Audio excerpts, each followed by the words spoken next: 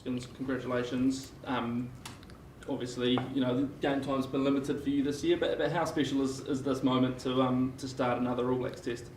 Yeah, I think with the time of me not playing it, you know, it becomes more special when I get named. So yeah, obviously I'm really excited to get out there and just try play hard and make my family proud.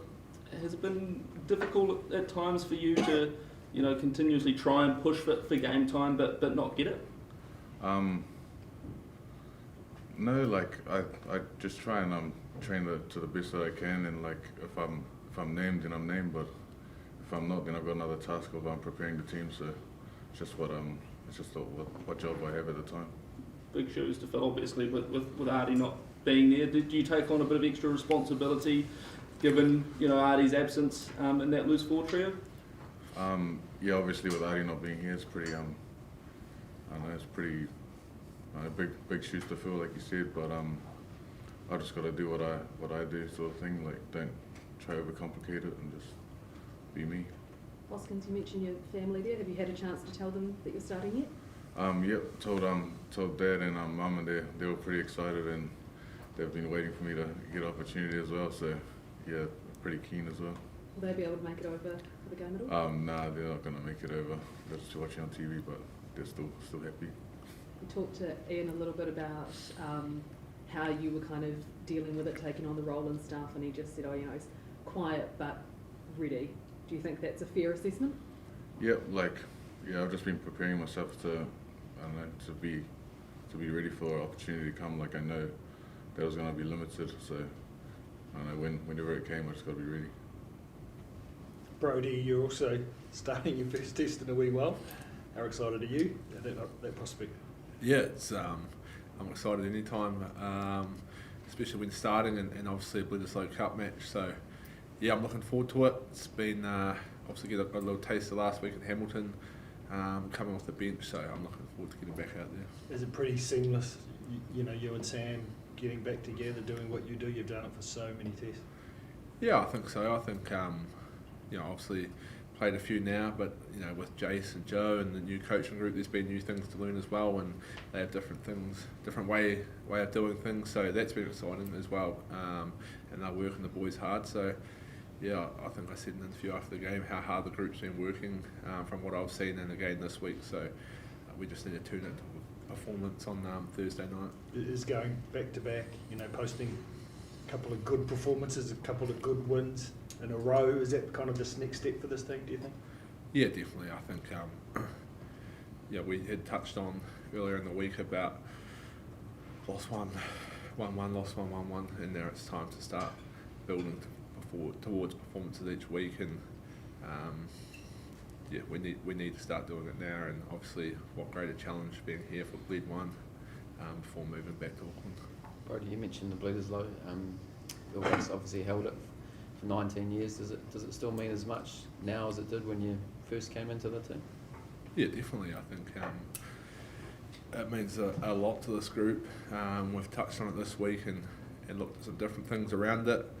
And I think, you know, when I first come into the team was, you know, the players like Richie and Dan and Kiwi Mialamu, all those guys that, you know, kind of installed how much it means to the team and showed us what it meant in the history. And now, I guess, as a senior player, we're passing that on to the newer guys. So it's been an awesome week, and it's exciting. Are there any memories that stand out and battles with the Wallabies over the years for the Cup?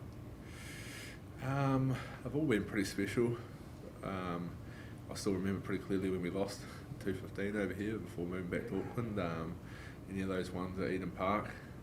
The Sydney Test have always been good, but yeah, I guess like you say, I've been lucky enough to come out on top every year, so we're looking to do that again this year. Brodie, is there any kind of mentality around the fear of losing it? Is that in any way motivated? Not really, to be honest with you. It's, you know, we've talked about for a long time in here that, you know, we win it if we won it the years we have, but you have to go out and win it again. So yeah, that's no different this year. We obviously realise that it's been a long time for the Wallabies and that they will be desperate, but at the same time we need to go out and win it as well. Hoskins, you haven't played a test, I don't think, since last November to leave, was it? What do you lean back on? What do you what do you fall back on in terms of, you know, obviously being ready to play at the level you know you're going to need to on Thursday night? You know, is it the Blues? Is it, you know? Yeah, I think obviously obviously having that last game against Italy's been a wee while, and I think I just fall back onto my Blues performances, and just like training in here with these boys. I think I've been preparing myself real well, and I think I'm ready for this game. You said you need to be yourself. Is that kind of attack mode? Is that kind of, you know, looking to express yourself? Is that you at your best? Yeah, I think just I'll definitely on attack. I think when I've got the ball in hand, and obviously things just start to fall into place. But like I said, just get involved and nice and early and stay involved. What have you learned from even just training with Artie, a guy that obviously is able to perform at such a high level every week? What have you taken from that? Yeah, just his preparation is quite I don't know, second to none. He for him being able to perform real consistently every week is something pretty I find pretty amazing. So that's something for me to drive towards, and it's pretty good. Do you see him as a kind of a player that you'd like to become? I mean, he obviously has the work rate and the consistency, but he's also got amazing ability to do special things on the field. Is that a sort of player you'd like to become eventually? Yeah, I think he's sort of like the all-round player. So you know, he's aggressive on D and on attack, and he can also just make things happen. So I think it's just something to work towards in the future. Cool.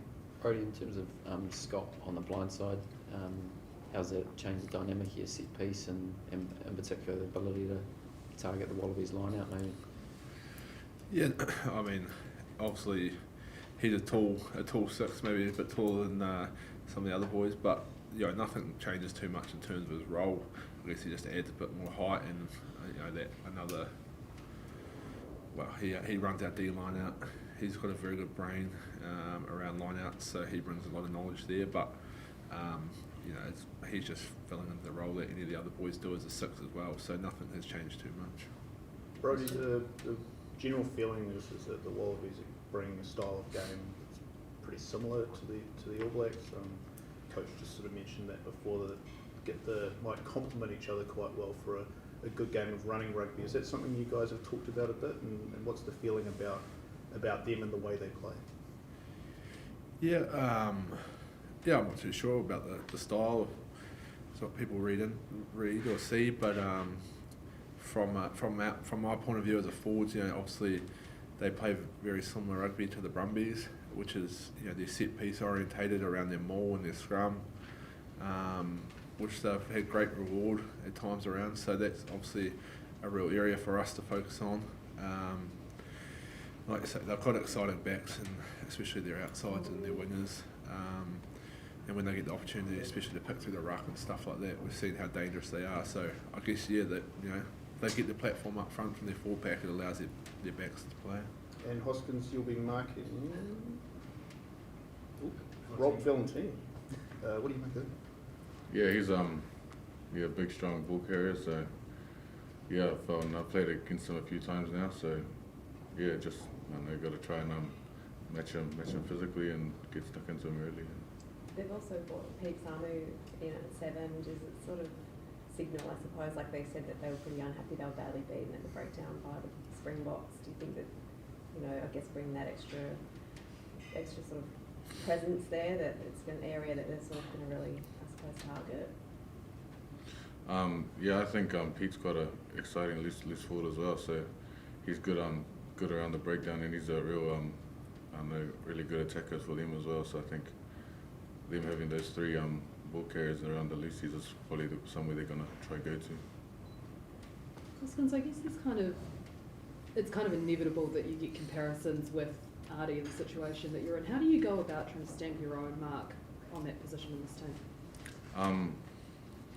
I think with me, I just try to do things the way I do it, sort of thing. So just at training, if I see something a bit differently, I'll sort of speak up and all sort of stuff like that. But I guess I'm still young and I'm still trying to learn. So Artie's the master at the moment. So he's the teacher.